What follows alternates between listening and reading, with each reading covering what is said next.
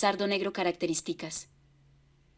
Ganado vacuno cebú sardo negro 100% mexicano, es una raza muy atractiva para los productores ganaderos, y es debido a sus grandes características orientadas al doble propósito, ya que sus ejemplares son excelentes productores de carne y leche, presentan aptitudes sobresalientes de fertilidad, precocidad, habilidad materna, rusticidad, adaptación, climatización, resistencia a ectoparásitos y enfermedades infecciosas, es excelente para utilizar en sistemas de cruzamiento, con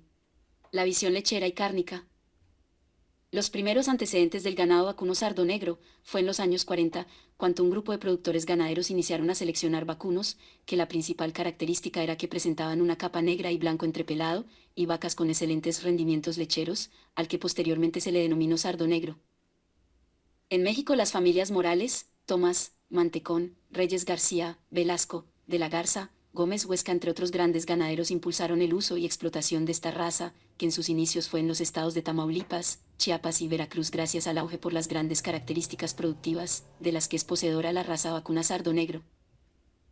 Sin embargo, fue hasta el año 1979 cuando la Asociación Mexicana de Criadores de Cebú autorizó la iniciación del libro genealógico de la primera raza cebú mexicana, que fue denominada sardo negro. Este fue el acontecimiento que formalizó la formación productiva y genealógica de la raza cebú mexicano sardo negro. Gracias al crecimiento, que ha sido ascendente la raza vacuna sardo negro, está distribuido en Puebla, Chiapas, Veracruz, Nuevo León, Tabasco, Tamaulipas, Jalisco, Oaxaca, Michoacán, Sinaloa, Guerrero, Yucatán y Quintana Roo. Los productores ganaderos de esta raza vacuna, en exposiciones ganaderas han promovido los atributos productivos y bondades fenotípicas del sardo negro, se han obtenido toros ejemplares que tienen incidencia directa en las mejoras productivas de hatos comerciales y conformación de esta raza. De esta raza se destacan toros como Emperador, Balajú, Cacao, Confeti, Presumido, Polvorín, Bohemio, Pasaporte, Tequila, Ferrocarril, Misionero, Don Corleone, Domingo Negro y Aladín.